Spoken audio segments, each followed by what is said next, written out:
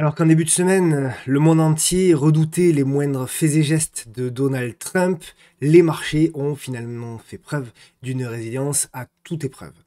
Donald Trump tape du poing sur la table, puis négocie.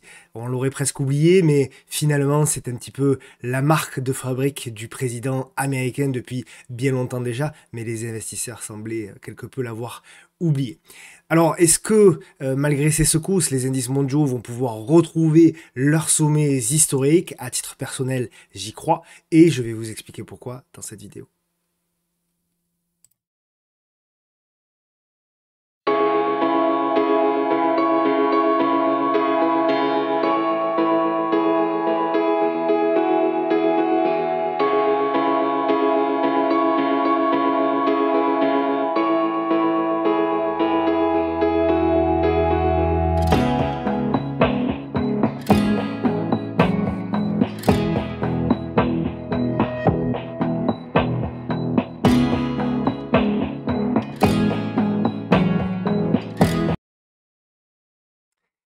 Bonjour à toutes et à tous et bienvenue sur votre nouvelle vidéo bourse, trading et investissement qui s'intitulera cette semaine vers le crash haussier. Comme d'habitude, le petit message d'avertissement qui stipule que le contenu de cette vidéo est à unique but pédagogique et informatif. Vous pouvez me retrouver sur les différents réseaux sociaux qui sont affichés à l'écran et bien sûr pensez à activer la petite clochette afin de recevoir une notification dès lors que je publie une nouvelle vidéo. J'en profite pour saluer mes partenaires qui me permettent de proposer ce contenu totalement gratuitement. Petit rappel également, la semaine dernière il n'y avait pas de vidéo dite classique, nous avons réalisé la première édition de l'analyse de portefeuille de gens et évidemment nous avons commencé par le un tout petit peu célèbre Warren Buffett. C'est une vidéo qui a été fort bien accueillie, donc ceux qui l'ont raté, n'hésitez pas à aller la voir et d'ailleurs vous me direz si ça vous plaît et on fera bien sûr d'autres gérants. Allez, on va rapidement passer désormais au programme parce que évidemment ce programme là il est très chargé. On parlera bien sûr, on fera toujours les intros sur on va dire le contexte économique, macroéconomique. Il y aura également la question de la semaine comme d'habitude et puis on parlera des actions, on parlera des indices et puis surtout on parlera des bancaires avec Société Générale qui a cartonné cette semaine. On reviendra bien sûr sur le luxe et on fera un petit état des lieux du luxe parce que le luxe bien sûr porte et a une pondération importante dans le CAC. Donc nous parlerons bien sûr de Kering qui commence de plus en plus à ressembler à quelque chose de pas mal. LVMH, on fera le suivi. L'Oréal, Clariane qui nous a véritablement fait plaisir cette semaine. Téléperformance, Soitec qui elle par contre s'est énormément dégradée cette semaine. Worldline, Engie, Voltalia, Alten, Guillemot, une valeur qu'on suivait qui malheureusement c'est beaucoup replié. Elior qui commence un tout petit peu à aller mieux. Dassault Systèmes qui a fait super performance. Pierre et Vacances dont on fait le suivi. Pernod Ricard qui a annoncé des chiffres pas terribles, mais je trouve que quand même il y a peut-être des choses encore à regarder sur le titre. Nexity qui également va mieux. Arkema, pardon, je suis allé un tout petit peu vite. Arkema, Maison du Monde, Forvia, Métropole TV, Wavestone. On partira aux États-Unis. Il y a quand même 6 titres aux États-Unis. On parlera de Google, donc Alphabet. Classe A, on fera PayPal qui se rapproche petit à petit de la zone qu'on avait proposée des 70-75 dollars de mémoire. Donc le repli peut être éventuellement intéressant à exploiter. On parlera de BlackBerry que l'on avait vu dans une vidéo, je ne sais plus, c'était il y a 3 ou 4 semaines, une valeur qui m'avait été proposée et effectivement, elle a très très bien progressé récemment. Uber, Nvidia, dont on fait le suivi. On parlera du titre à suivre, qui est un titre pas mal. Je trouve que la configuration s'améliore, un titre qui a énormément chuté. Et enfin, on terminera, parce que apparemment vous l'appréciez, hein, du moins c'est ce que je vois dans les commentaires. Hein, n'hésitez pas toujours dans les commentaires à me donner votre avis sur bon, à la fois les actions que je propose, mais aussi et surtout ce que vous voulez, ce qui vous plaît moins. Et après, en fonction du nombre de demandes, j'ajuste. Donc le screener Trend Following qui vous permet, voilà, alors non pas d'acheter bêtement tout le screener, mais de repérer éventuellement des configurations et des points d'entrée qui peuvent être intéressants. Voilà, comme d'habitude, merci mille fois pour vos soutiens, merci mille fois pour les différents relais que vous faites sur les réseaux sociaux. C'est évidemment ma source d'énergie principale hein, pour produire et pour être là tous les vendredis. Donc vraiment, voilà, si vous voulez faire un petit geste, un petit retour et que ces vidéos-là vous plaisent, eh bien, il suffit de mettre un petit mot ou quelques mots en commentaire et éventuellement d'en parler sur les réseaux. Je remercie d'ailleurs encore une fois les plus fidèles qui font ça pour certains depuis des années maintenant. Allez, on attaque avec le résumé de la semaine. Alors, résumé de la semaine, effectivement, porté, on le verra, tiens j'allume ma webcam, voici me voilà, porté bien sûr par un certain nombre de résultats, on va le voir, c'est pas fini, on est à la limite que dans la première partie. Donc ça c'est le premier élément, porté également par l'investiture de Donald Trump qui, on l'aurait presque oublié, alors certains ne l'ont pas connu, mais bon, le premier mandat de Donald Trump c'était pareil, voire peut-être même pire en termes de volatilité, dû aux annonces hein, de Donald Trump. Donc voilà, bon, rien de plus surprenant, mais pour celles et ceux qui étaient là, notamment sur la première investiture de Donald Trump, donc de 2017 à 2021, si je ne me trompe pas, voilà. On est habitué à ce genre de petites secousses, hein, parce que bon, lundi, honnêtement, le CAC 40, il a ouvert à moins 1,5, je crois. Bon, c'était pas méchant. Voilà, donc porté par tout ça, porté par, toujours pareil, j'aime bien vous le montrer, la saisonnalité. Le mois de février, on le sait, c'est un mois historiquement faible. On va le voir surtout sur la deuxième partie du mois. Ça a de l'importance. Donc voilà, c'est un mois qui historiquement n'est positif que un mois sur deux. Le seul mois qui historiquement et statistiquement est pire, c'est le mois de septembre. Donc voilà, septembre, février, ce sont en général les pires mois. Pire mois pour le S&P, mais pire mois également pour le Nasdaq. Le Nasdaq 100, puisque là aussi on a effectivement un mois qui est pas top, surtout dans les années post-électorales. Je crois que là c'est un graphique sur les années post-électorales, donc voilà, on le sait, tout ça est à pondérer. Alors c'est toujours pareil en fonction des dates qu'on prend, etc. Il y a plusieurs manières de calculer. Là vous voyez par exemple, c'est le mois de février, mais de 1950 à 2024. On s'aperçoit en effet que eh bien, le temps faible du mois de février est plutôt statistiquement sur la seconde partie. Gardez ça en tête, ça veut dire qu'on peut avoir encore 15 jours de positif. Je parle du S&P 500, même si évidemment il dirige quand même un petit peu le monde. Donc ça c'est pour 1950 à 2024. Second graphique est aussi intéressant, là avec un échantillon plus large, puisqu'on est parti de 1928, et on s'aperçoit en effet que pour le moment, on respecte plutôt bien la saisonnalité, et voilà, a priori, le début février est plutôt pas mal, donc la première quinzaine est plutôt pas mal, par contre, en effet, la deuxième l'est beaucoup moins, donc voilà. Ça peut nous indiquer, disons que si, c'est toujours la même chose, hein. Moi la saisonnalité, j'y prête attention à condition que les graphiques s'alignent, à condition qu'effectivement, si on voit que le 16, le 17 février, j'ai une bêtise, on commence à avoir des cassures de moyenne mobile courte, etc., etc.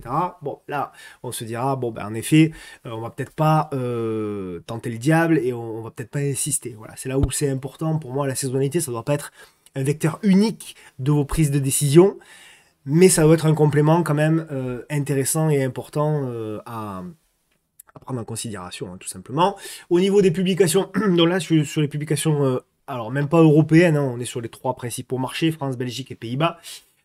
Et donc, effectivement, la première quinzaine de février, c'est là où, ça y est, on arrive véritablement sur un nombre de publications assez important, notamment on le verra la semaine prochaine avec 65 publications France, Belgique et Pays-Bas cumulées, un petit peu plus de calme entre guillemets, mais ce sera quand même très fort la semaine suivante, et le pic sera donc la dernière semaine effectivement de février avec 75 publications, ce qui veut dire, et ça c'est très important de bien le comprendre, généralement, ce que je vous dis souvent, alors il y a des publications toute la semaine, mais le pic dans les semaines c'est mardi, mercredi, jeudi, c'est là où généralement vous avez les plus grandes publications, celles des big caps notamment, etc. Donc pensez bien toujours le week-end à aller voir vos portefeuilles, ceux qui sont en swing, ceux qui sont long terme, les résultats, vous les gardez.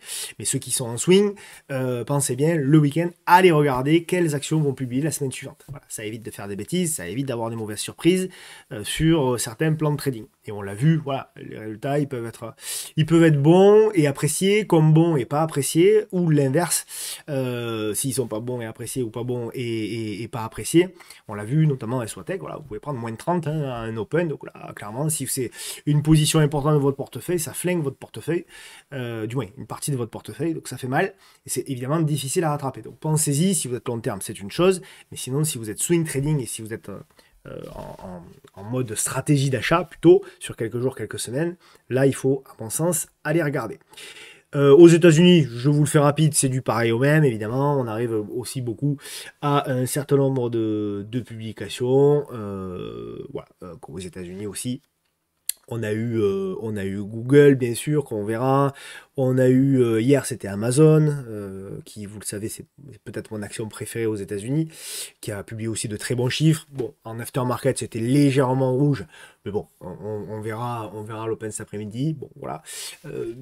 Des publications d'entreprises, quand même, qui sont, alors il y a Palantir, hein, qui sort un petit peu la tête de l'eau, même si la valorisation paraît extravagante, c'est le moins que l'on puisse dire, délirante. Donc là aussi, tant que le momentum tient, pas de souci. Par contre, attention, lorsque Palantir commencera à déclencher des signaux de vente, il faudra être extrêmement vigilant sur ce genre de valeur. Je mets ça de côté, mais je trouve, à titre personnel, que les chiffres, notamment des big caps américaines, des GAFAM, je trouve que ils sont bons, bien sûr, ils sont très bons, mais ils sont beaucoup moins spectaculaires hein, que ce qu'on a connu ces dernières années. C'est normal, ce sont des valeurs qui, au bout d'un moment, ne peuvent pas absorber de tels niveaux de croissance chaque année.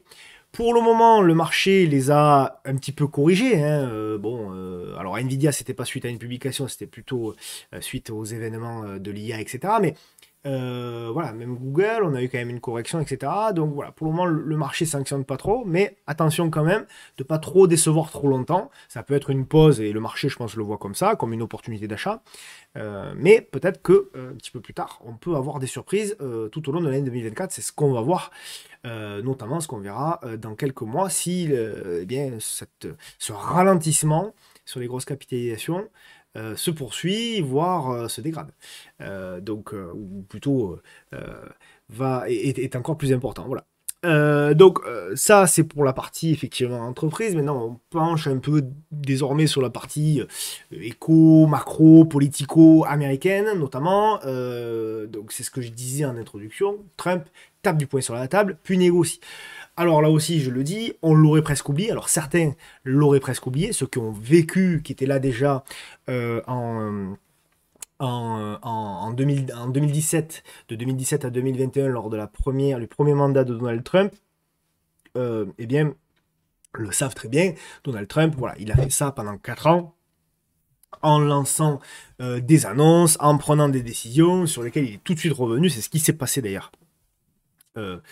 Avec donc le week-end dernier, pour faire simple, dans les grands traits, en gros, Donald Trump, qu'est-ce qu'il a dit le week-end dernier? Il a dit, bon, ben moi, je vais mettre des droits de douane partout, Mexique notamment, Canada, Chine, il en a parlé, mais je crois qu'il n'a pas validé, Europe, il en a parlé, mais il n'a pas validé, mais en gros, il a tapé un peu sur tout le monde, et comme de par hasard, donc ça, c'était, je crois, samedi ou dimanche, je sais plus trop, donc lundi, gap baissier, et puis dans la journée, il a dit, bon, ben finalement, on met ça en stand-by, pendant 30 jours, on va négocier. Donc voilà, ça c'est la méthode Trump qui est certes probablement discutable. Hein, voilà, on peut pas dire que ce soit hyper éthique, mais par contre on peut dire que c'est redoutablement efficace. Ça c'est sûr. En même temps, quand on est le plus fort, c'est plus facile de taper sur les petits et ensuite de négocier avec eux que de négocier tout de suite. Bon, après, évidemment, on fait pas de politique, mais en tout cas, c'est un fait. Voilà la méthode Trump et voilà ce qui nous attend sur les marchés, parce que ce sont les marchés qui nous intéressent. Donc voilà, graphique intéressant, c'est la force du dollar. Puisque, en effet, on le voit, on a un dollar qui a été très fort. Mais on a un dollar, alors souvenez-vous, moi ça fait déjà plusieurs semaines que je vous en parle de ça. Je vous dis, on a un dollar fort, très fort, trop fort. Et je pense que Donald Trump va faire en sorte que ce dollar soit pas forcément hyper fort. Et je pense qu'effectivement, la baisse éventuelle du dollar pourrait continuer. Et d'ailleurs, c'est ce qu'on est en train de vivre, puisque beaucoup de questions me sont adressées toute la semaine, notamment comment se fait-il que les US ne progressent plus autant? Comment se fait-il que les pays émergents, que l'Europe, que la Chine, cette semaine sur certains rebonds, progressent plus que les US? Eh bien, tout simplement, c'est l'événement dont on avait parlé déjà il y a plusieurs mois, hein, c'est cette rotation, alors sectorielle un petit peu, mais surtout géographique. Et on a effectivement des pays comme l'Europe où il y a cet effet rattrapage qui existe. C'est la raison pour laquelle le CAC a pris, je crois, 13% depuis fin novembre. C'est absolument exceptionnel. Donc voilà, pour moi, c'est une raison valable. Moi, ce que je pense, et vous le savez, mon scénario principal, c'est qu'on risque principal, hein, je ne vais pas dire que c'est ce qui va arriver, c'est mon scénario principal, c'est qu'on risque de continuer à avoir des US qui font du zigzag pendant un petit moment, plus ou moins large, hein, et à proximité des sommets. On aura une espèce de latéralisation peut-être toute l'année 2025 sur les US, en attendant que la plupart des autres marchés fassent au minimum du rattrapage, ce qui est le cas pour le CAC 40, voire même fassent des nouveaux plus hauts. Et donc, c'est la raison pour laquelle, moi, je pense qu'il existe, après vous avoir proposé le scénario des 8000 points sur le CAC, qui est arrivé d'ailleurs hier, eh bien, je pense qu'il existe une réelle probabilité forte pour que le CAC 40, notamment, hein, Cocorico, aille chercher un nouveau plus haut historique. Voilà, c'est ma conviction. Maintenant, tout ceci va être conditionné toujours pareil au graphique. On ne peut pas deviner ce qui va arriver. Il faut que les graphiques nous valident. Et pour le moment, ce que j'observe, ce que je vois sur le CAC 40, c'est un graphique qui est bien construit extrêmement bien. D'autant que là aussi, voilà, on a effectivement un effet rattrapage dans la technicité, c'est-à-dire aller chercher de la performance en termes de rattrapage par rapport à la performance des États-Unis, notamment l'année dernière et les années précédentes. Et aussi, on a un rattrapage parce que lorsque l'on voit effectivement les valorisations américaines, lorsqu'on mélange un peu, alors ça c'est un graphique intéressant parce que c'est un graphique qui mélange qui combine plusieurs valorisations différentes, hein, plusieurs méthodes de calcul de valorisation différentes. Bon, on s'aperçoit que on est quand même sur des niveaux extrêmement forts. Alors ça ne veut pas dire qu'on va avoir un crack, d'accord, tout de suite, en tout cas, mais en tout cas, ce qui est certain, c'est qu'on est quand même assez cher aux États-Unis, notamment sur les big caps. C'est vrai que sur les mid and small, il y a peut-être un petit peu plus de choses à faire, plus sympa. Mais voilà, à un moment aussi où les économistes ne croient absolument plus en une récession aux États-Unis. Donc ça, c'est un élément aussi important. Hein. Donc, on le sait, en général, le consensus n'a pas toujours raison. Et donc là, voilà, on voit que ça y est, c'est terminé. Après avoir eu peur de la récession ici, il y a encore quelques mois, et bien finalement, ici, on ne craint plus du tout la récession.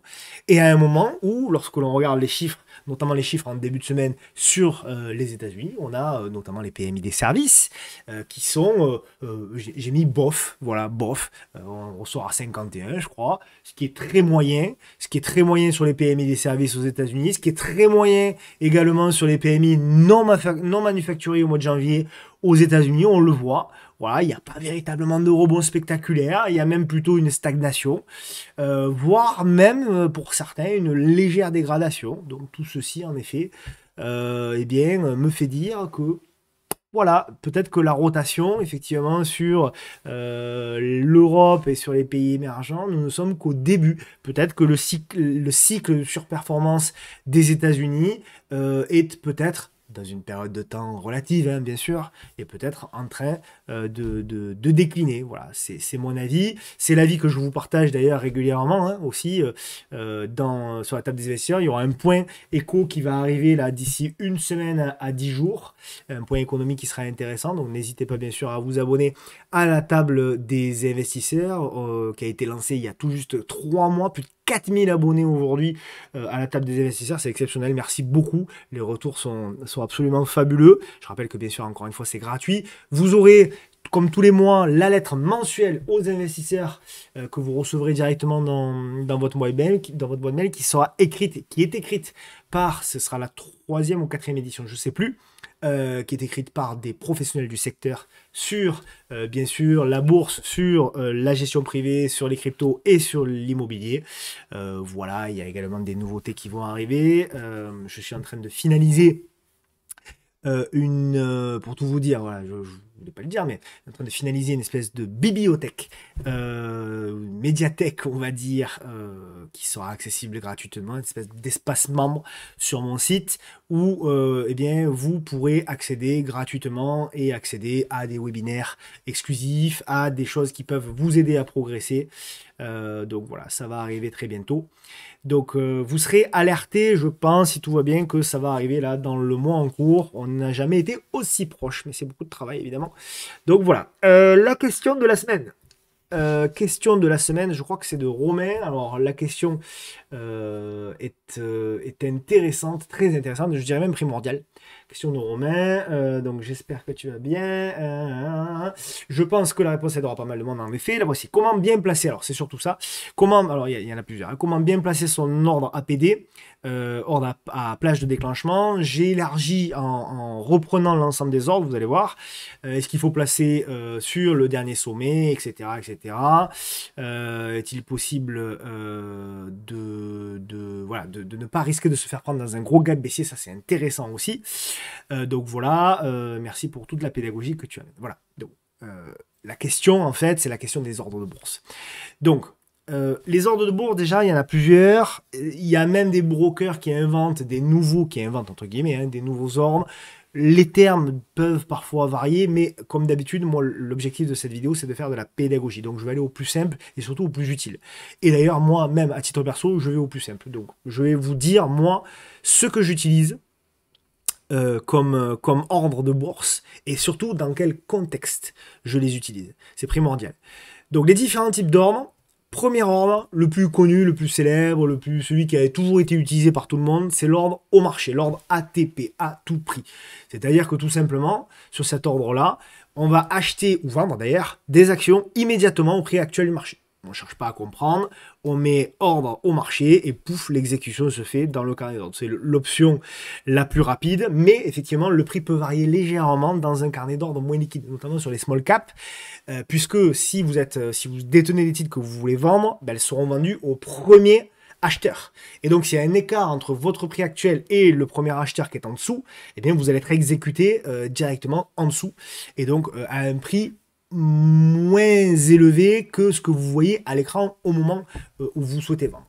Moi, c'est un ordre que j'utilise uniquement lorsque les marchés sont ouverts. Premièrement. Deuxièmement, j'utilise sur les valeurs qui ont des carnets d'ordre qui sont assez larges. D'accord? Donc voilà, pour moi, c'est plutôt marché ouvert qu'on utilise ce type d'ordre. Deuxième type d'ordre que j'utilise beaucoup, il y en a 4 au total, c'est l'ordre à cours limité. Alors je dis que je l'utilise beaucoup, je l'ai beaucoup utilisé de moins en moins, parce que mon trading est moins dans ce type de réflexion-là. Cet ordre spécifie un prix maximum pour l'achat et un prix minimum pour la vente, évidemment. L'exécution de l'ordre se fait uniquement si le prix atteint le prix spécifié. Je l'utilise pour les achats épuisettes. Donc là, c'est très simple. Je vous donne un exemple. J'ai pris Microsoft à tout hasard. Bon, vous avez un titre que vous voulez acheter, mais vous voulez acheter que dans une zone de prix. Bah, tout simplement, vous dites, moi, je veux un ordre court limite, donc je veux acheter le titre sans regarder mon graphique tous les jours. Donc, je pose un ordre, et si par chance, par miracle, effectivement, le titre revenait dans le prix que je souhaite, ben, je suis exécuté et j'achète des actions. Voilà, c'est aussi simple que ça. Là, par exemple, voilà, sur Microsoft, quelqu'un qui veut investir sur long terme à Microsoft, bon, d'ailleurs, ça fait une analyse parce que l'analyse est bonne. Voilà, il y a 2 zones, par exemple, sur Microsoft, 336,50 et 222,50. Voilà, 2 zones qu'on peut mettre à profit pour Microsoft avec des ordres à court limité. Donc pour les ordres épuisettes, hein, finalement, on peut le faire aussi en intraday, hein, bien sûr, sur les small caps, tout est possible. Mais voilà, plutôt pour des exemples un petit peu plus courants, si je puis dire. Ordre à seuil de déclenchement. Alors, l'ordre à seuil de déclenchement, la plupart le connaissent, puisque c'est un ordre qui déclenche une vente ou un achat uniquement lorsque le prix est atteint à un seuil que vous avez spécifié. Mais qui ne garantit pas le prix de vente ou d'achat exact. Lorsque le prix est touché, il se transforme en ordre ATP au marché. Donc là, c'est extrêmement simple. Vous déterminez en fait un prix, d'accord? Et lorsque le prix est touché à la vente pour un stop loss ou à l'achat pour un ordre à seuil de déclenchement, eh bien, votre exécution se fait ATP au marché. Et donc là, c'est un petit peu la même chose, vous n'avez pas de garantie sur le prix. Et d'où la question de Romain sur les gaps, c'est qu'effectivement, lorsque vous avez un stop loss, par exemple, votre cours évolue à 21 euros, je dis une bêtise, vous avez un stop loss à 20 euros, donc vous avez un ordre à seuil de déclenchement à 20 euros, vous avez un gap baissier à 18, et bien malheureusement vous êtes exécuté à 18 parce que votre ordre a été touché là, mais exécuté ATP à 18. C'est là la problématique un petit peu de cet ordre-là. Problématique également lorsqu'il y a des gaps haussiers surtout, et je vais vous expliquer pourquoi. Donc moi, je l'utilise quand même, bien sûr, pour les stop-loss, hein, bien entendu. Donc voilà, lorsque vous remontez progressivement les stop-loss, et puis lorsque vous êtes déclenché, bah, voilà, vous sortez à tout prix. Et enfin, voilà, l'ordre que j'utilise moi beaucoup pour les achats, c'est effectivement l'ordre à plage de déclenchement. Et je vais vous expliquer pourquoi. Alors, c'est un cousin germain de l'ordre à seuil de déclenchement, mais il y a des subtilités supplémentaires qui sont très intéressantes à exploiter, notamment pour les breakouts. Donc, l'ordre à plage de déclenchement permet de fixer une fourchette de prix, une fourchette de prix d'achat ou de vente d'actions. Il faut indiquer deux prix, puisque c'est une fourchette, le prix haut, le prix bas. On l'appelle ça de manière courante le seuil et la limite. Vous aurez des fois le plancher, le plafond, bon, peu importe. Mais en tout cas, c'est toujours dans le même état d'esprit. C'est l'ordre que j'utilise pour les stratégies de breakout. Voilà, je vous donne par exemple un ordre que j'avais placé, ordre à palier de déclenchement, au-dessus de 2,76 et derrière on est déclenché. C'est ce que je trade pour les breakouts. Mais je vais également vous expliquer maintenant, c'est peut-être le plus important, pourquoi l'ordre à plage de déclenchement et surtout comment techniquement on le met en place. Donc déjà pour moi un ordre à plage de déclenchement, comme je vous ai dit, il est fait avec une limite basse, une limite haute. Donc le seuil et la limite de prix. Le seuil, je le mets toujours au-dessus un tick ou plus 0,05 pour vous donner un ordre d'idée pour cent, au-dessus du prix que je souhaite. Donc je veux acheter lorsque effectivement j'ai le prix qui se projette au-dessus d'un niveau. Et la limite, moi à titre personnel, je mets 0,40, 0% maximum. Ce qui veut dire quoi? Ce qui veut dire que si le prix ouvre à 0,60, je ne suis pas exécuté. D'accord? Sauf s'il revient en arrière, et là je le suis. Mais en tout cas, s'il ouvre au-dessus des 0,50 et qu'il poursuit sa hausse, je ne suis pas exécuté. Pourquoi? Parce que je ne veux pas me faire exécuter trop haut. Ok?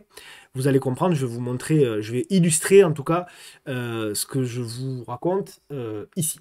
Donc, effectivement, on a, admettons, une bougie de signal, on veut acheter au-dessus de cette bougie de signal, on place effectivement un ordre à plage de déclenchement, donc je fixe mon seuil et ma limite, qui correspond à cette espèce d'intervalle ici en jaune, entre plus 0,05% et plus 0,50%. Si l'ordre ouvre dans cet intervalle, ou dans la journée, revient dans cet intervalle, ou plus tard d'ailleurs, parce qu'on peut mettre également une plage de déclenchement sur plusieurs jours. Pour moi, ça n'a pas d'intérêt, mais en tout cas, voilà. Si on a effectivement le prix qui revient dans cet intervalle, je suis exécuté.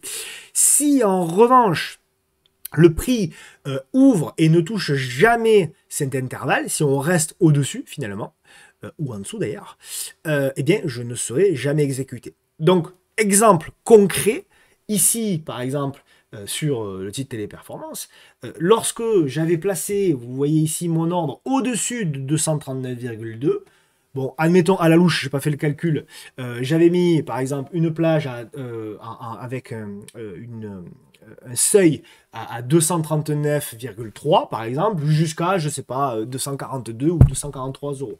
Donc en gros, ça va correspondre à cette partie juste au-dessus. Si ça ouvre, donc tant que je suis ici parfait, si ça ouvre ici, ce qui avait été le cas sur Téléperformance, eh bien je ne suis pas déclenché. Et c'est tout l'intérêt parce que l'écart entre les deux niveaux était de 5%. Donc ça veut dire que si j'avais mis un nombre à seuil de déclenchement et non pas à plage de déclenchement, eh bien j'aurais été exécuté 5% plus haut.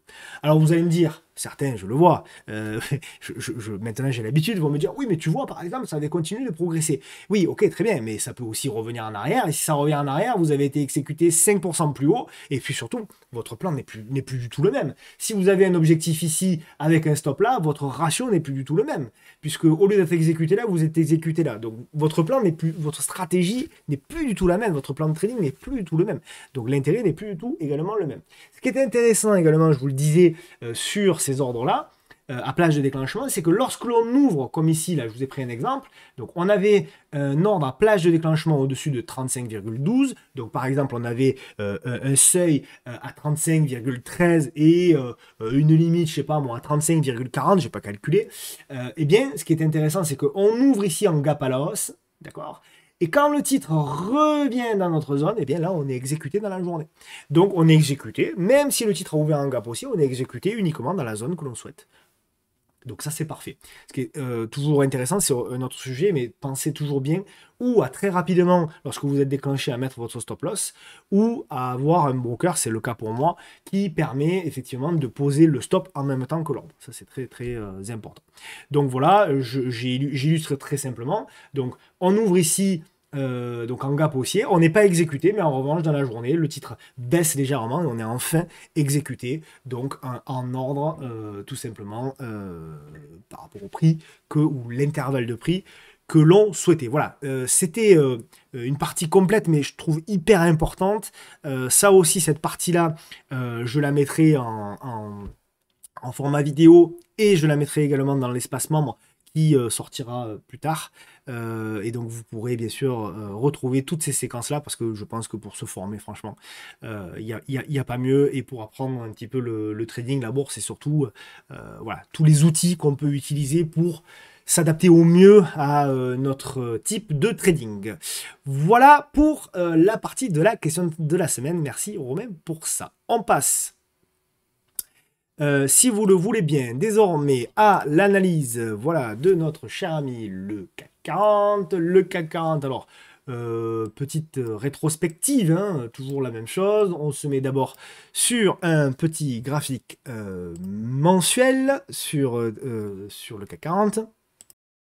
Donc, voilà, on avait évidemment beaucoup parlé de ce support oblique, donc qui a fait support une fois, deux fois, trois fois, quatre fois. Derrière, on a fait un événement, on a créé un événement technique assez rare, ce qui est un inside bar mensuel, c'est-à-dire qu'on avait cette bougie-là qui était à l'intérieur de celle-ci, qui nous dénotait tout simplement, effectivement, d'une congestion. Donc maintenant, je zoome un petit peu sur le graphique, journalier. Donc graphique journalier, c'est extrêmement propre, souvenez-vous, donc on était là, on a fait la construction, le pullback, on a de nouveau construit, on a cassé, on a de nouveau construit, on a cassé. Et là, pour moi, on a la construction de la figure intermédiaire. Donc on a eu lundi, effectivement, ce gap baissier, et puis qui a été racheté tout de suite, puisqu'on on a baissé de 2%, et puis derrière, on en a repris 3%. Donc pour moi, désormais, on a effectivement ce niveau de support, le gros niveau en vert, hein, jusqu'au 7007 grosso modo. Tant qu'on est au-dessus des 7007, pour moi c'est positif. Ma légère, très légère déception, c'est que voilà, on a un peu accéléré. Moi j'aurais préféré, vous voyez, qu'on fasse une espèce de figure un petit peu plus longtemps pour aller chercher après les nouveaux plus hauts, mais c'est pas moi qui décide. Donc éventuellement, ne pas omettre que on est toujours quand même plus ou moins sur la zone de résistance. Donc idéalement, moi ce que j'espère, c'est début de semaine prochaine qu'on vienne faire un tout petit repli et qu'on vienne bien congestionner. Et à ce moment-là, si vous voyez ça, il y a de grandes probabilités qu'on aille retrouver des nouveaux plus hauts, c'est-à-dire qu'on se retrouve au-dessus des 8250, 8003. On peut avoir un repli même un petit peu supplémentaire, que ce serait pas grave et qu'on retournerait là. De toute façon, voilà, tant qu'on tient la zone verte, pour moi je suis positif. En revanche, voilà, si vous voyez qu'on commence à repasser sous ce niveau-là, là on redeviendra extrêmement prudent et on dira que c'est probablement une prise de liquidité. Mais très sincèrement, je ne suis pas persuadé. Je trouve que c'est un CAC 40 qui est quand même plutôt bien accompagné en termes de volume. Donc, je trouve que bah, pour le moment, c'est plutôt pas mal et il encaisse quand même vachement bien. Le CAC Small, alors lui, il a bien suivi également le scénario qu'on avait proposé. Hein, parce que vous le savez, hein, sur le CAC 40, voilà, au mois de novembre, c'était tout le monde disait le CAC 40 c'est pourri, ça vaut rien, ça va à 6000, etc. etc. Bon, et puis finalement, on a tradé. Et puis vous voyez qu'en regardant les graphiques, c'est quand même beaucoup plus simple. Pareil, le CAC Small, il suit le scénario, j'ai rien touché hein, par rapport à ce que vous avez dit. Vous avez dit tant qu'on tient les 10 604, eh ben ça tient, on a une super congestion. Derrière, je vous ai dit le break. Maintenant, c'est là où tout va se jouer. Pour moi, la réalité des small, on va la voir probablement la semaine prochaine et dans les 15 jours à venir. C'est là, vous allez voir deux scénarios. Où effectivement, vous allez voir tout de suite une grosse bougie vendeuse. Et là, ça voudra dire, attention, c'est retour dans cette zone-là, voire même attention, c'est retour de cette zone-là. Soit, et je l'espère, et vraiment je l'espère de tout mon cœur, vous allez avoir au contraire une latéralisation du CAC Small. Et vous allez avoir une petite construction, vous allez avoir du zigzag, vous allez avoir la moyenne mobile ici à 200 jours qui va venir en résistance. Et j'espère, ralentissement des volumes, et je l'espère, une cassure, et donc suivre donc ce scénario-là. Ok. Et donc là, ce sera bullish, et là, objectif, revenir aux alentours des 11 008, voire même aller chercher l'entrée, voire le comblement du gap ici, des élections législatives du mois de juin de l'année dernière. Voilà un peu les deux types de scénarios. Pour moi, sur le CAC Small, là aussi, toujours pareil, invalidation, 10 600. Tant que vous tenez 10 600, il faut, à mon sens, continuer à chercher des signaux d'achat, évidemment, sur les small caps. Ok, alors attention, là aussi, par rapport aux publications, vous le savez, je ne joue pas les publications. Je le répète, vous le savez, mais je le répète pour les nouveaux. Donc faites attention, là aussi, de ne pas vous faire avoir sur les dates de publication, parce que, effectivement, ça peut faire mal et on va voir un certain nombre de valeurs. Alors, pourquoi je suis aussi positif, je continue à l'être, je l'ai été déjà quand on était à proximité des 7000, vous le savez, mais je le suis d'autant plus maintenant, même si on a déjà fait 8000, pour une raison simple, c'est que les bancaires vont bien. Et pour moi, dans le CAC, le thermomètre réel de la santé du CAC, ce n'est pas pour moi le luxe, c'est pour moi les bancaires. Voilà. Pour moi, véritablement, quand les bancaires vont, ça veut dire qu'on a confiance en la finance. Et quand on a confiance en la finance, ça veut dire souvent qu'on a confiance au business. Et quand on a confiance au business, même si le business en France actuellement, il va pas bien, mais le marché peut voir aussi le coup d'après. Et pour moi, c'est pas anodin. Les résultats des bancaires, c'est pas anodin. Les résultats de Société Générale, ils sont bons.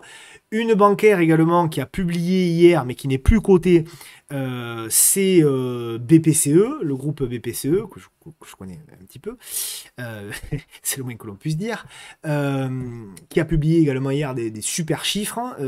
BPCE, c'était Natixis. Hein, en bourse qui a été retiré de la cote en 2022, je crois, 2021 ou 2022, je ne sais plus, et qui a publié aussi de très bons résultats. Donc les bancaires publient vraiment des résultats très très bons. Pour en parler avec certains, il y a beaucoup de financements qui sont établis par les bancaires. Donc les bancaires vont bien. Et ça, pour moi, c'est des points positifs. Maintenant, Société Générale, vous le voyez, voilà, pour moi, les bancaires, pour moi, c'est des achats sur repli. Donc, c'est ce que je vous avais dit pour Société Générale il y a déjà un bout de temps, puisque ça datait déjà de 2023. D'ailleurs, il y a quelqu'un qui m'a ressorti un tweet de moi. Bon, je dis beaucoup de bêtises hein, sur le nombre de tweets, hein, mais là, pour le coup, pour une fois, j'en avais pas dit une. C'est que Société Générale, le tweet date du 8 novembre 2023. Donc, et je disais, sous 20 euros, ça se regardera. Donc voilà, et je crois que voilà, 8 novembre 2023, vous voyez, on était là, et puis finalement, regardez le point bas qu'on a fait plusieurs mois, hein, il a fallu du temps, hein. Donc on était là, il a fallu tout ça pour qu'on fasse ici, et qu'on aille faire le point bas et le point bas se situe à 19,37 €. Voilà. Donc, c'est là pour moi qu'il faut effectivement tenter des achats, voir pour les traders, on l'avait étudié, voir quand on a voilà, la mise en place, pour les traders, hein, la mise en place de congestion. Là, celle-là, elle était parfaite. J'imagine que voilà, là aussi, il y avait, regardez, une forte baisse des volumes. On le voit bien ici, regardez le creux.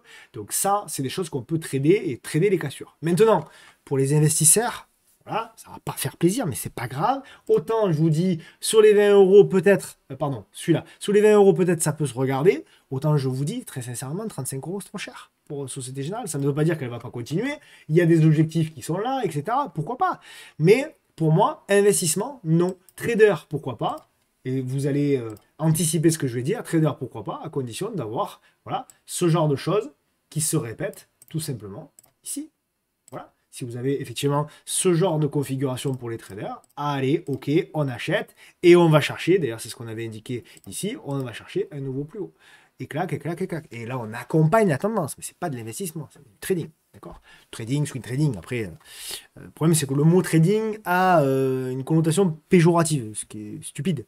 Le trading, c'est très très bien, mais il faut, voilà, comme tous les outils, il faut savoir correctement les utiliser. D'accord? Et d'ailleurs, le trading peut être également un outil formidable pour les investisseurs long terme. On le prouve, et d'ailleurs, on va revenir sur un certain nombre de titres aujourd'hui qui prouvent que le trading et l'analyse technique, parce que pour moi, c'est pas le mot trading que j'aime, je préfère le mot analyse technique. Pour moi, l'analyse technique sert beaucoup également, bien sûr, les investisseurs long terme.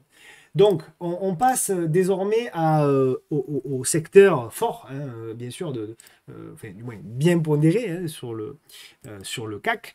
On passe bien entendu au secteur du luxe, donc avec Kering. Alors, Kering, c'est une immense tendance baissière, il n'y a pas de sujet, on n'est pas là en train de dire que c'est magnifique, voilà, mais on est sur une grosse zone de prix qu'on avait indiqué, on avait dit bon ben voilà, etc. On avait même proposé ici un achat au-dessus des 242. Bon, derrière ça a été, il y avait quand même 12% de gains à prendre.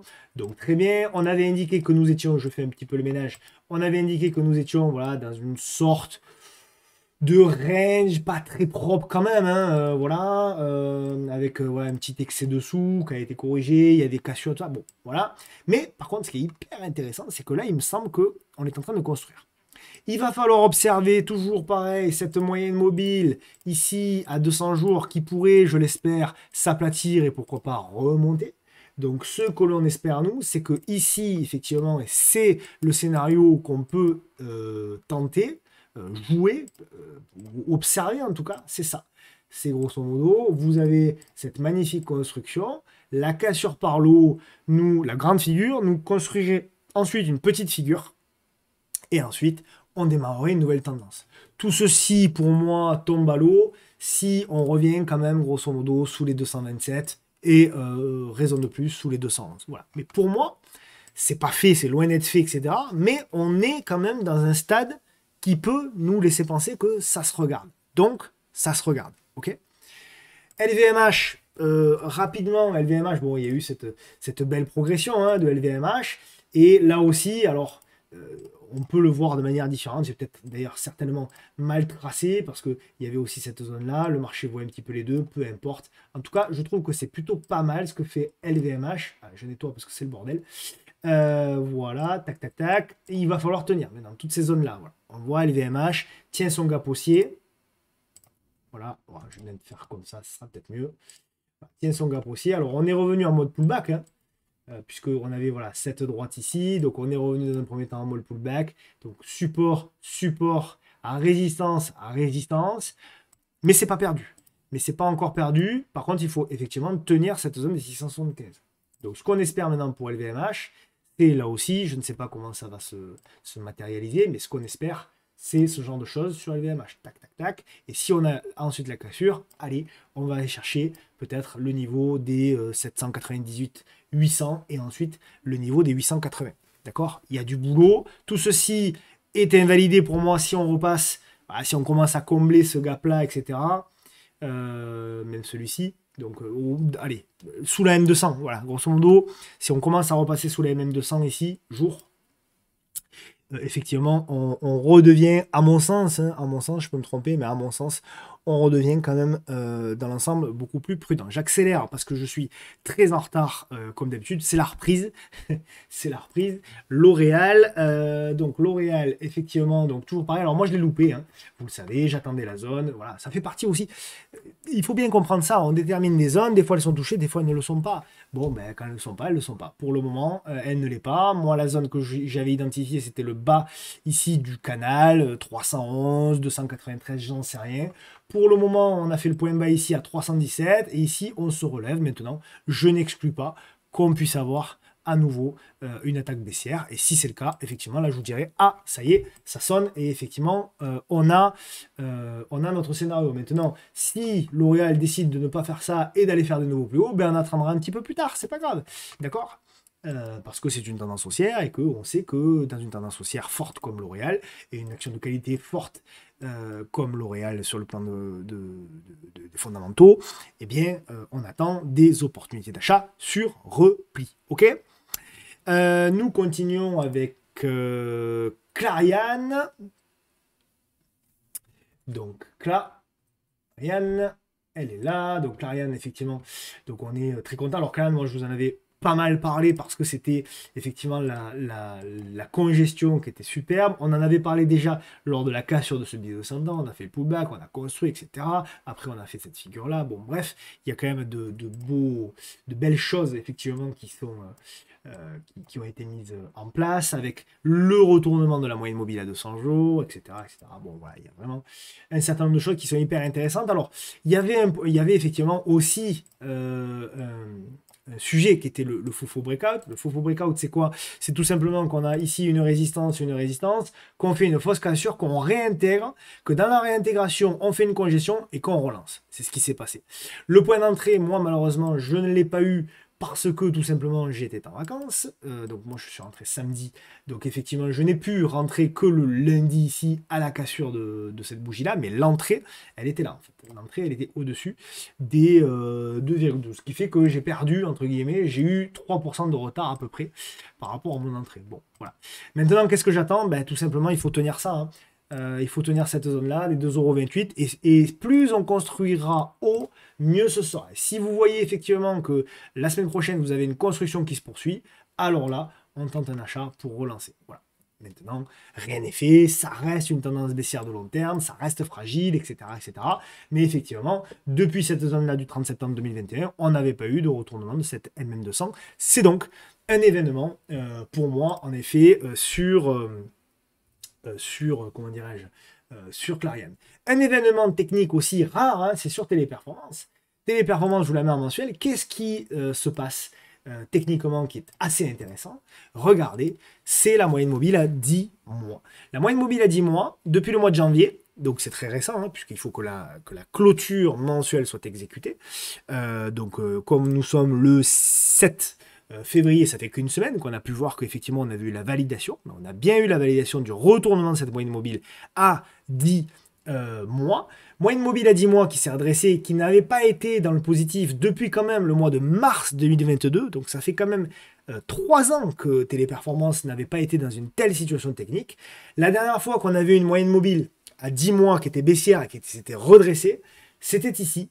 C'était c'était en juillet 2012. Bon, on espère le même dénouement, mais j'en doute quand même.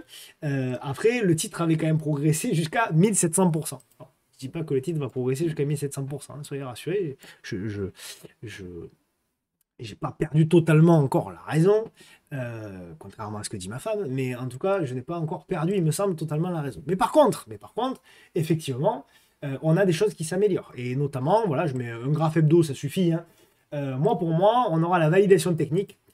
Si on arrive déjà, alors c'est agressif, hein, mais si on arrive déjà à clôturer au-dessus des 94-95 €, on pourra aller chercher dans un premier temps les 117 et deuxième objectif les 153. Et ensuite, on verra là où tout cela nous porte. Mais ce qui est très intéressant à voir, c'est qu'effectivement, malgré l'énorme chute qu'on a eue, et bien désormais, en effet, on est plus dans une latéralisation, stabilisation. Il y a deux événements qu'il va falloir, alors je vais le dire sur BFM tout à l'heure, mais il y a deux événements importants qu'il va falloir avoir pour Téléperformance. Le premier élément, C'est évidemment les résultats qui auront lieu le 27 février, qui vont donner, alors bien sûr, l'état des lieux un petit peu de l'entreprise, mais également les perspectives par Téléperformance, et puis certainement ils diront deux mots de l'IA quand même. Le deuxième élément, pour moi peut-être plus important, je crois, que le premier, c'est que il y a des fonds, vous le savez, qui sont short, notamment des fonds anglais, notamment Marshall Ways, qui est short depuis des mois et des mois et des mois. Et c'est ça qu'il faut regarder par rapport à l'AMF, regarder s'il ne se rachète pas. Parce que si vous voyez que Marshall Ways se rachète, effectivement, là, on pourrait avoir une sorte de short squeeze et on pourrait avoir un rebond technique spectaculaire sur Téléperformance. Marshall Ways, actuellement, ils font des opérations qui sont étonnantes, c'est-à-dire qu'ils font des ajustements. Ce qui est assez rare en général quand un fonds prend une directionnalité sur des positions, il renforce, que ce soit à la hausse ou à la baisse, dans le rachat ou dans la baisse, il renforce les shorts, ou alors il renforce leur rachat de shorts.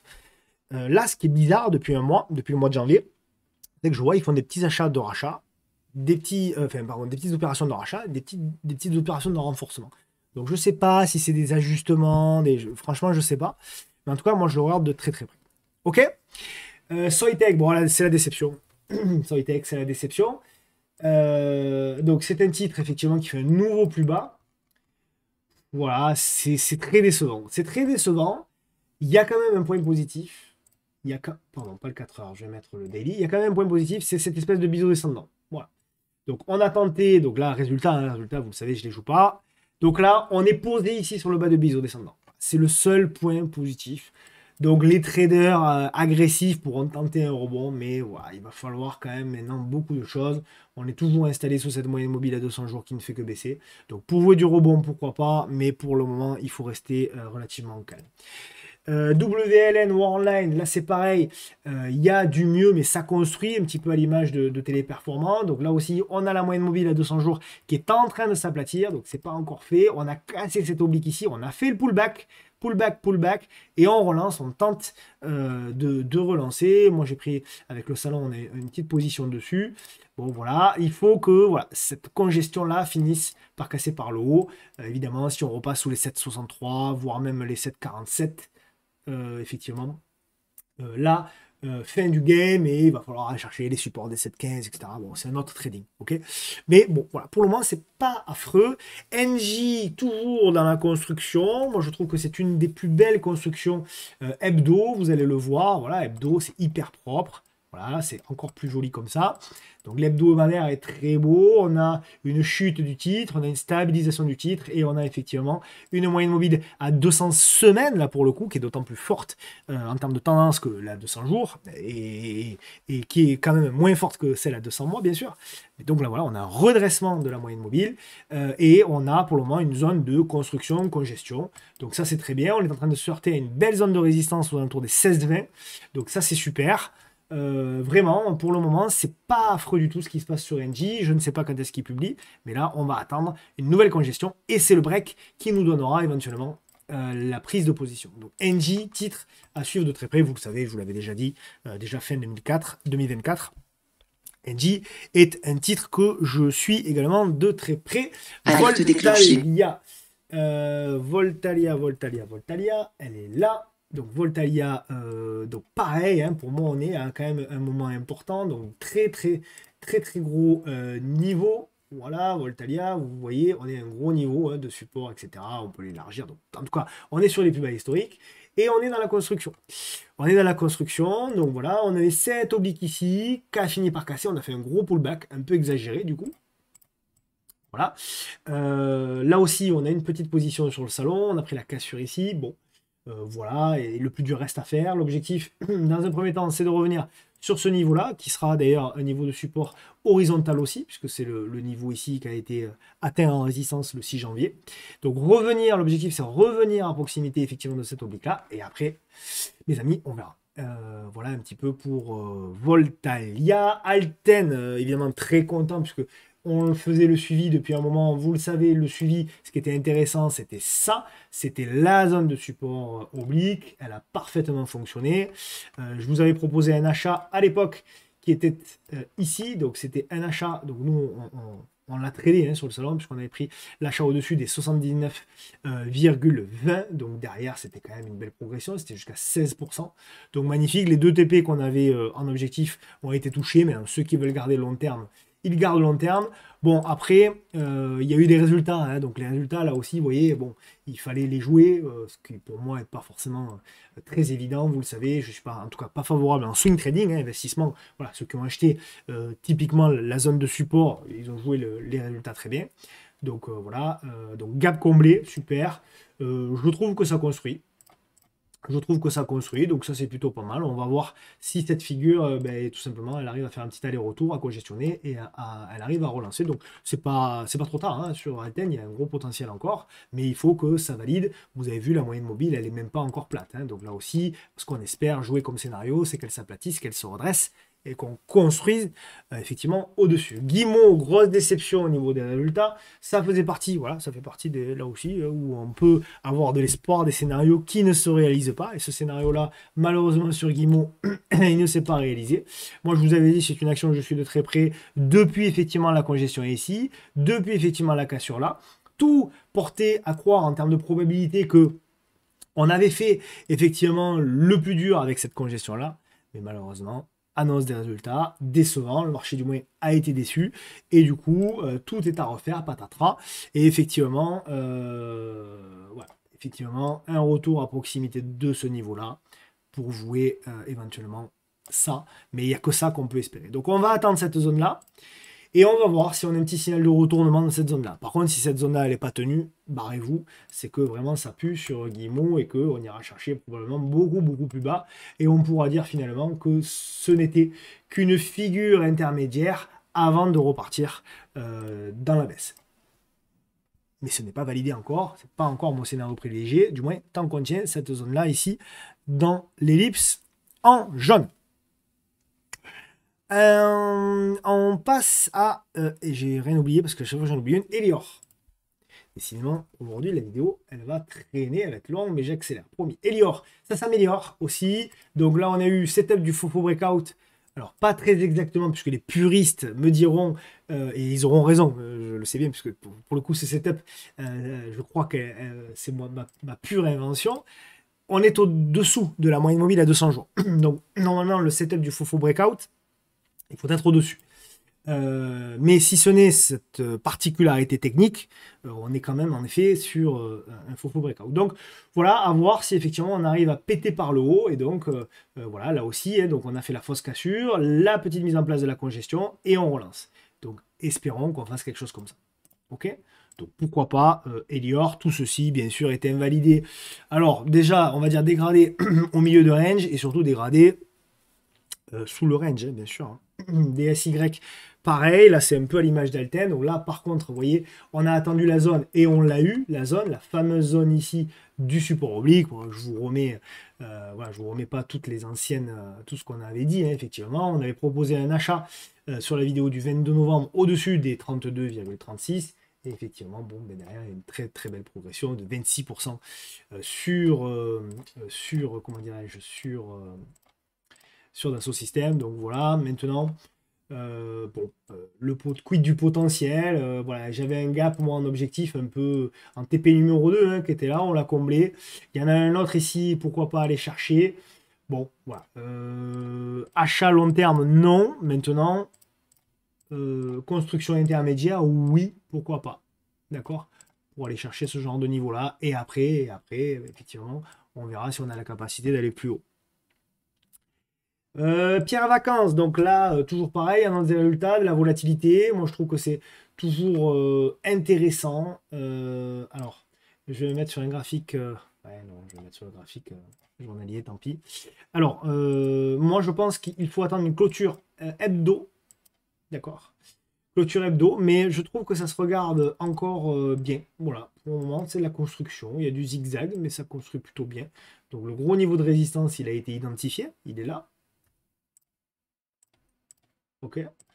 Donc voilà, là entre les deux, ben, mon cœur balance. On peut avoir encore une belle partie de ping-pong en espérant qu'elle terminera par une réduction de volat et elle terminera par une cassure par le haut. Voilà, donc Pierre et Vacances, stand-by entre guillemets, hein, observation. Pernod Ricard, des résultats certes décevants, mais on est toujours, alors c'est dégradé, hein, alors moi là aussi pareil, moi j'avais 3 zones d'investissement, elles étaient là, 115, 82 et enfin la dernière c'est vraiment une catastrophe 41. Donc pour moi investisseur vous devez potentiellement déjà avoir un tiers de position. Et ensuite niveau trading, c'est dégradé, mais on est toujours, à mon sens, là aussi dans la construction. Voilà, une espèce de biseau descendant. Voilà, il ne faut pas casser, il ne faut pas repasser sous les 100. Voilà, grosso modo, hein, pour faire à peu près simple, si on repasse sous les 100, là, il y aura de grandes probabilités de descendre sous les 85, voire les 80. Mais pour le moment, c'est pas terminé. On peut avoir encore du zigzag, et ce zigzag peut aussi casser par le haut. Voilà. Donc pour le moment, là, c'est vraiment, c'est même pas de watchlist, c'est voilà, observation de loin sur le titre Pernod Ricard. Nexity également, ça s'améliore. Voilà, ça construit. Donc on avait la sortie du biseau descendant. Donc la grande figure, la petite figure qui est en train de se mettre en place. Positif, puisque là aussi on a eu une espèce de tas séance, de W haussier, peu importe comment on en parle. Très positif aussi, regardez le retournement de la moyenne mobile à 200 jours, il y a beaucoup de titres, hein, beaucoup de titres qui retournent leur moyenne mobile à 200 jours comme ça. C'est pas anodin, c'est pas anodin. Donc voilà, maintenant là aussi ce qu'on va regarder c'est la construction là-dedans. Et là c'est la même chose, si on a une belle construction là-dedans, achat pour aller chercher éventuellement ce niveau-là et éventuellement jouer la cassure par le haut, la relance, etc. Voilà, long terme, toujours le même avis. Moi, j'attendais les plus bas pour de l'investissement. Long terme, j'attendais les plus bas sous les 6 euros. Peut-être qu'on ira, peut-être qu'on n'ira pas, peut-être qu'on ira dans bien longtemps encore. Peut-être que, voilà, on peut très bien avoir un rebond qui dure, et puis finalement, hop, on ira chercher avant de repartir. Voilà. C'est pour ça qu'il faut avoir, pour moi, les deux casquettes. Le trader, il va trader tout le long là, dans la tendance haussière de moyen terme, et l'investisseur, lui, il va acheter uniquement sur opportunités fortes. Et les opportunités fortes, il n'y en a pas tous les 15 jours, quoi. Les opportunités fortes, des fois, c'est tous les 10 ans. Hein. La dernière opportunité forte, c'est 2008 sur Nexity. Donc, des fois, c'est tous les 15 ans. Mais par contre, quand elle arrive, c'est une très grosse opportunité où vous pouvez vraiment démultiplier vos gains sur portefeuille. Donc, voilà pour Nexity. Arkema, désormais, pareil, positif. Alors, moi, j'aime bien. On avait la zone, vous avez noté, il y avait deux zones. La zone des 61 à 75, on a fait un plus bas à 69. Et puis la zone des 43 à 48. Donc moi, en investissement, j'ai pas pris. Par contre, en trading, j'ai pris. On a pris la cassure avec le salon au-dessus des 76,30. Maintenant, on a le break-even là, on va voir. On bloque ici sur la moyenne mobile à 200 jours. Ce que je souhaite, évidemment, c'est qu'on arrive à partir de là à construire tout de suite dans la zone là avant de relancer. C'est pas fait. Maison du Monde, très très en retard, Maison du Monde. Mais là aussi, c'est pas de la watchlist, mais c'est de l'observation quand même, parce que là aussi, voilà, on avait cette grande figure qui a été cassée, on est venu tranquillement s'y appuyer, et on tente la relance. Donc, il y a un gros niveau effectivement de résistance, gros niveau de résistance qui se situe ici, aux alentours des 4,20 € et des bananes. Voilà. Donc là, on a cette espèce de figure, ce qu'on va jouer, c'est la cassure, revenir ici, et éventuellement repartir à la hausse. Si on revient, par contre, si on revient aux alentours des 3,30, c'est dégradé. Et sous les 3,30, là, par contre, on met les mains sous les fesses. Forvia. Forvia, alors pareil, légère amélioration. Puisque là aussi, vous le voyez, donc tendance très baissière. Et là aussi, un petit peu à l'image de ce qu'on a vu tout à l'heure en début de vidéo avec Kering. C'était un range, pas très propre, des faux breakout, des cassures, pullback. Donc c'est plutôt pas mal, mais je n'ai pas encore la construction intermédiaire. Donc c'est ce que j'attends sur le titre. J'attends, voilà, j'attends ça. J'attends la construction intermédiaire. Et là, je vous dirai, ok, construction intermédiaire, réduction de volat, et on relance. Tout ça sera invalidé pour moi si on revient sous les 8,38 €. Et après, les objectifs, ils sont intéressants, puisque ce serait de revenir aux alentours des 12, et éventuellement après aux alentours des 13,5, 14,5, 16. Bon, voilà, on verra au fur et à mesure des chandeliers. MMT à regret, puisque MMT, moi j'avais une zone qui était ici, un petit peu gourmand. C'était une zone qui avait été touchée en 97, ici en 2009, ici en 2011 et 2012, ici en 2020 et 2020 aussi, en 2022. Et j'ai été un peu gourmand. Voilà, moi je voulais en acheter pour mon portefeuille long terme, mais je visais honnêtement, je visais sous les 10 €. Voilà, et le plus bas qu'on ait fait, c'est 10,50 €. Alors vous allez me dire, c'est pas grand-chose, t'aurais pu. Mais non, voilà, je suis gourmand sur mes investissements long terme, je suis exigeant. Et là, en l'occurrence, j'ai pas pris. Voilà. Donc, ça ne veut pas dire qu'on va pas y aller. Hein, encore, c'est pas totalement mort. Hein. On peut très bien faire encore une fois un nouveau plus bas avant de valider le retournement. Si c'est le cas, bah super. Si c'est pas le cas, tant pis. Ok. Wavestone, là par contre, voilà, ça fait partie des titres où on a eu la zone, puisqu'il y avait deux zones sur Wavestone que j'attendais, effectivement. C'était la zone de 39,5 jusqu'à 42, et il y avait une deuxième zone de support, effectivement, oblique. Bon, ben, la première, elle a été bien touchée, hein, puisque même si vous achetiez aller au milieu de la zone, on va dire, au milieu de la zone, donc aux alentours des 41, ben, ça fait tout de suite jusqu'à 24% de gain, c'est énorme. Par contre, je trouve que là, on est quand même revenu sur un niveau important, donc attention, il peut y avoir une prise de bénéfice. Euh, on va voir si elle est capable, voilà, de consolider, de congestionner, et si c'est le cas, on pourra relancer, pourquoi pas aller chercher des nouveaux plus hauts historiques sur le titre. Google, on va prendre le A, donc on bascule sur les US bien sûr. De Google, pour moi, je ne suis pas acheteur, clairement. Voilà, pour moi, alors oui, effectivement, alors pour du trading, oui, parce qu'effectivement, on est sur une grosse zone de support intermédiaire. Donc pour du trading, pour rejouer effectivement les 202 dollars, pourquoi pas. Maintenant, pour de l'investissement, j'adore Google, mais franchement, n'y allez pas. N'y allez pas, vous allez avoir un repli. On l'a eu le repli sur Nvidia, vous avez vu à chaque fois que je vous le dis, alors des fois ça met des semaines, des mois, des fois ça fait des mois. Mais voilà, vous avez trop de risques. Le ratio gain-risque, il n'est pas bon là-dessus. Ça ne veut pas dire que ça ne peut pas continuer à monter. Votre ratio gain-risque, il n'est pas bon. Donc à un moment donné ou à un autre, vous risquez dans les 2-3 ans à venir, vous risquez un gros repli, quoi. Et derrière, voilà, vous avez cumulé tout le temps dans la hausse. Et bien, une fois qu'il y a la baisse, eh ben, vous êtes perché là-haut, quoi. Ça n'a aucun intérêt. Honnêtement, aucun intérêt. Ça n'empêche pas, bien entendu, que Google est une entreprise extraordinaire, formidable, que les perspectives sont fabuleuses, tout ce que vous voulez. Mais moi, techniquement, non. Ça fait pas 3 mois que les perspectives sont fabuleuses sur Google, d'accord? Ça fait 30 ans. Hein. Donc, j'exagère 30 ans, mais oh, quoique pas tant que ça. Ça fait 20 ans en tout cas. Ok, donc voilà. Investisseur, niet, n'y allez pas. C'est pas la peine. PayPal. PayPal Holding, donc là, je suis content parce que voilà, elle se replie.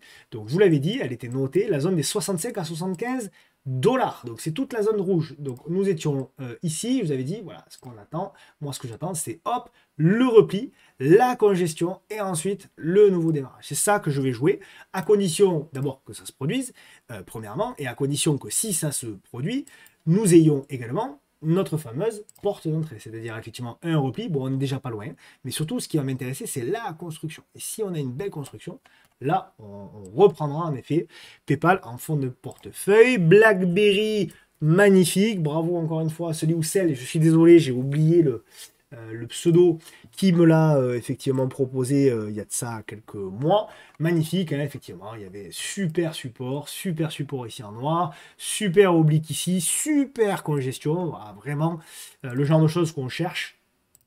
Et derrière, il y a eu effectivement donc la cassure, le pullback, redémarrage, nouvelle congestion, redémarrage, nouvelle congestion, redémarrage, nouvelle congestion. Voilà, superbe, hein, vraiment. Voilà, le genre de titre, le genre de configuration qu'on pourrait mettre dans le livre de trading. Redémarrage, pullback, on relance. Voilà, c'est parfait, c'est d'une propreté exceptionnelle. Donc voilà, super. Maintenant, qu'est-ce qu'on va attendre? Ben, toujours la même chose, hein, les amis. Toujours la même chose. On va attendre. Hop, ce genre de choses. Ok? Donc, chaque nouvelle congestion, on tente parce que le ratio gain-risque, il est encore très bon. Voilà, on a des niveaux d'objectif déjà revenir aux alentours des 5,74. On a 17, on a 7, pardon, on a 8 dollars. Bref, il y a quand même vraiment, je pense, du potentiel sur le titre. Novo, on arrive petit à petit dans la zone, vous le savez, qui m'intéresse. Elle était là.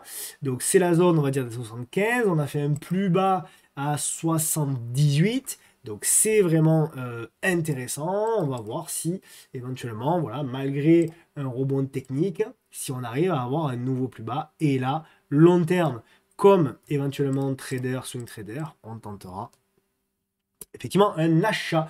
Uber, alors Uber c'est une magnifique, alors une action très jeune hein, en bourse, magnifique, mais je vous la montre en mensuel, regardez, c'est superbe en mensuel, superbe. Voilà, c'est canon. Il y a un super potentiel. On a une belle configuration qui est en train de se mettre en place. Les résultats ont été bons. Donc voilà, résistance cassée, support. Et là, on a deux belles bougies. Alors la deuxième bougie, celle-ci, elle n'est pas achevée, hein, c'est le mois de février mensuel. Mais voilà, en tout cas, tant qu'on tient les 55 dollars effectivement sur Uber, on peut tenter effectivement de l'achat. L'objectif pour moi, vous faites un report de range, tout simplement un peu chartiste, et vous allez avoir aux alentours des voilà, juste sous les 100, ce serait déjà pour moi un objectif quand même assez intéressant. Ok. Et enfin Nvidia, donc Nvidia hein, qui a fait l'actualité bien sûr, avec la grosse chute, qui se reprend toutefois, hein, qui se reprend. Donc ça, on est... Ah, je vais mettre en graphique journalier. Donc voilà, qui se reprend en mode pullback, etc. On peut continuer, mais encore une fois, c'est du trading pour moi, pour de l'investissement. Ce n'est pas, toujours pas le moment, malgré la baisse. Hein, il y a eu une baisse quand même de 26%. Mais moi, je veux une baisse supplémentaire et c'est uniquement à proximité de ce bas de canal. Ça peut mettre du temps, on peut faire quelque chose comme ça. Etc., etc. Mais pour moi, voilà, on risque d'avoir du zigzag sur Nvidia et la première zone, ce sera plutôt voilà, sous les 100 dollars. Alors on verra, ça peut être plus tard, hein, c'est le bas de canal qu'on vise. Mais voilà, pour le moment, en tout cas, au moment où je vous parle, c'est plutôt un prix qui se situe sous les 100 dollars. On passe au titre à suivre. Après, je vous montre bien sûr le screener. Donc, le titre à suivre, c'est un titre, je crois, qui est éligible uniquement au CTO, puisque c'est une foncière, c'est ICAD. Donc foncière de bureau surtout, hein, de mémoire, ICAD. Ce qui est hyper intéressant sur ICAD, c'est qu'effectivement, on est sur un niveau historiquement bas. Donc on est sur les plus bas historiques de 2000. Ce qui est intéressant également sur ICAD, c'est que, on l'avait vu il y a quelques temps, on a eu ce gros biseau descendant, la grande figure qui a été cassée et on fabrique la petite figure. Et ce qui est méga intéressant, c'est qu'effectivement, on est en train de dessiner, là aussi, un peu à l'image de Kering, etc. On est en train de dessiner potentiellement une fin de structure. C'est pas validé. On voit également la moyenne mobile ici à 200 jours qui est en train de s'aplatir. Donc nous, ce qu'on veut, voilà, le setup classique, voilà, celui que vous connaissez par cœur désormais, c'est installation au-dessus de la M200 qui se redresse, nouvelle congestion. Et là, tout simplement, on trade et on passe à l'achat sur la cassure, on met un stop d'invalidation sous le pattern, et là, le ratio gain-risque, bah, il est tout simplement exceptionnel. Il suffit qu'on ait allez, un trade sur 5 comme celui-ci qui marche et qui va chercher des niveaux de retracement historiques. Je veux dire, si on nous retrace, allez, je ne vais même pas prendre les plus hauts de 2020, je vais prendre les plus hauts de 2021, d'accord. Voilà, si on revenait juste à aller chercher la zone des 50% de retracement, ben vous imaginez un peu le potentiel. C'est un potentiel de 80%. Donc si vous arrivez à vous débrouiller pour avoir un stop à 5-6% avec un potentiel long terme 60, 70, 80%, vous imaginez bien qu'un trade sur 10 vous suffit, gagnant sur 10 vous suffit à être rentable. Dernier élément, compromis, le screener, trend following. Donc voilà, faites un petit screen. Il y a deux parties, il en manque une petite là qui est ici, voilà, le screener trend following. Donc je vous laisse faire hop, une petite capture d'écran, et voilà, bon, il évolue pas beaucoup, hein, puisqu'il y a des entrées et des sorties, mais il n'y en a pas non plus énormément. J'ai pas regardé dans le détail, mais vous avez certaines actions qui peuvent être intéressantes. Vous avez Biomérieux notamment, hein, qui construit pas mal. Voilà, Biomérieux qui construit vraiment pas mal avec du potentiel. Voilà, par exemple. Après, il vous faut trouver un point d'entrée. Hein. Qu'est-ce que j'avais également? Bon, je sais plus, mais voilà, vous irez faire vous-même. Ben, vous avez Nexity, tiens d'ailleurs, qui est là. Donc voilà, le genre de titre également qui peut être intéressant à regarder. Voilà les amis, donc c'était la vidéo hebdo qui était de retour. Merci beaucoup de prendre le temps de laisser un petit commentaire, un petit like, parce que c'est ce qui permet d'aider la vidéo à progresser. Merci également sur vos différents relais, sur les différents réseaux sociaux, parce que je vois aussi qu'il y a de plus en plus de monde, voilà, qui recommande la vidéo autour d'eux. Donc vraiment, ça fait très très plaisir et ça motive à continuer. Voilà, je vous embrasse bien fort, je vous souhaite un bon week-end et on se retrouve bien entendu, si tout va bien, la semaine prochaine. A plus, bon week-end, ciao.